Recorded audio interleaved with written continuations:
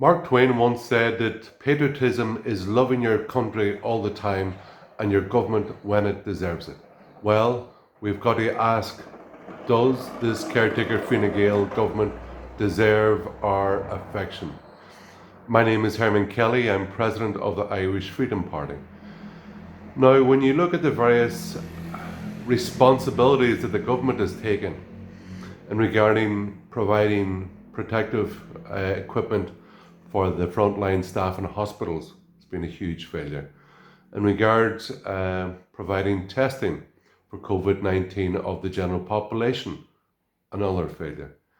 In regards doing heat tests or temperature tests on people around the country, just not happening. In regards looking after and protecting vulnerable old people in convalescent homes, so far it's been an absolute failure. And lastly, and probably most importantly, in blocking free movement of people who were coming from China and northern Italy before this whole crisis, as this whole crisis kicked off, they failed to act properly.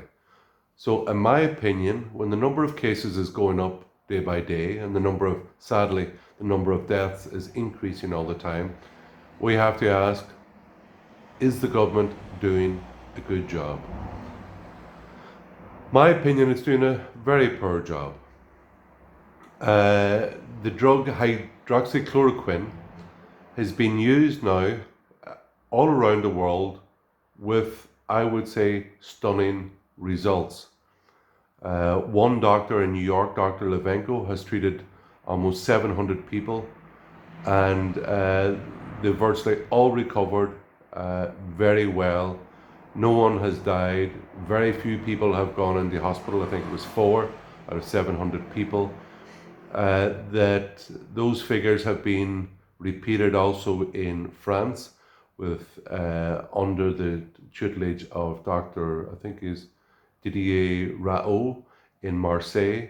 He's treated well over 1,000 people, and they've had 1,500 people, and at that point they had only 2 deaths. So it has proven very successful. Now the government seemingly is given permission for its use in Irish hospitals. No journalist, as far as I'm aware, has asked the question of the Irish government how much stock of hydroxychloroquine the health system has, and how widespread is its use. I believe that this lockdown could be brought to an end very quickly by testing as many people as possible, giving them doses of hydroxychloroquine as with zinc as early as possible, tracing the people with whom the positive cases have come into contact, and treating them as early as possible. It is the government's duty to protect the people. Now, in that regard, during the abortion referendum, Simon Harris was repeatedly saying, your body, your choice. However, now, during this COVID crisis, it seems our body and where we move is his choice.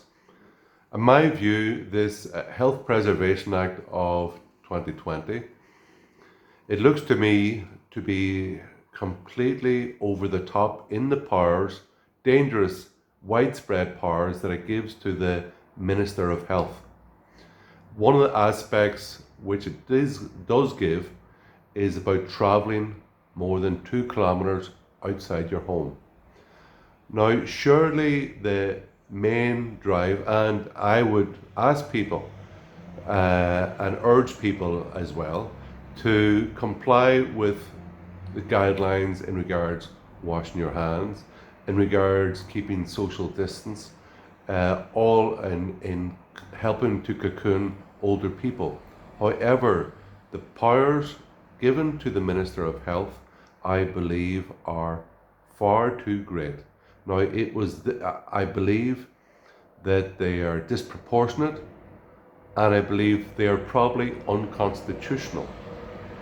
And I do not like the fact that these powers can be extended for such a long period of time. I believe that this is a very dangerous precedent from which we may suffer in the future.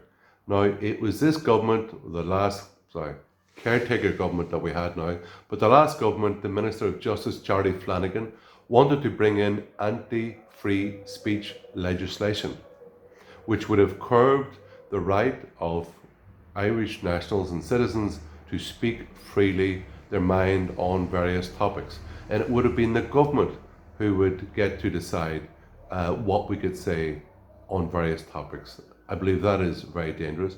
And I believe now this legislation brought in by the caretaker government is, as I said, disproportionate, possibly unconstitutional, and is actually contrary to what they said. They said it's about social distancing, keeping away from other people. And remember, this is the government which hasn't required or the wearing of surgical masks, which has proven very successful in other countries. Ask why the many of the Asian countries, Taiwan, South Korea, China, where the wearing of the mask is obligatory. Okay, there are other factors involved and how they have responded to this crisis, but where masks have been used, it has been very successful, and their rates of COVID infection have decreased pretty quickly. So in my view, we've got to be very careful about this legislation. It gives far too much power to the Minister of Health. I believe it's overkill and disproportionate, and we should be very wary when this crisis is over that those powers which the Minister has taken and been given by the Dáil are immediately returned, and that the powers that he has are not abused. The end point of this legislation should be to facilitate and encourage and urge people to keep a social distance, to keep their friends and their family safe. It should not be about locking people in their homes. If someone goes out on the beach in Donegal and walks for 10 miles up and down the beach on their own, don't tell me that they're a danger to someone else. It's simply not true. But under this legislation, it would not be allowed. So we have to ask questions about that. So I would ask you to keep your eyes open and to question what you hear from the government. Now, it would appear that the constant softballing of the Irish government by the press corps that we have in Ireland. Now, it is the duty of the media to hold the powerful and the government to account, but really it's not doing that. It's a bit like during the Brexit time, when the national media believed it was their duty to, as they call it, put on the green jersey and go fighting for the government's viewpoint. Well, that proved a complete and utter failure. The Brexit is happening, and there's nothing that the Irish government could do to stop it. In regards how the government is doing in regards to COVID-19, it is quite appalling and frightening, actually, that the press corps are not asking hard questions of the government. They are not even keeping their promise. A simple one there is about testing. They said they do 5,000 a day, now it's only 1,500, and we're told there's a lack of reagent. But the press corps, it is their duty to ask hard questions of the government. They're failing to do that, and it's very difficult to have a free and democratic society when the press, who are supposed to help hold the government to account, are not doing that as they're not at this moment. So my name is Herman Kelly. I'm president of the Irish Freedom Party. Thank you for watching.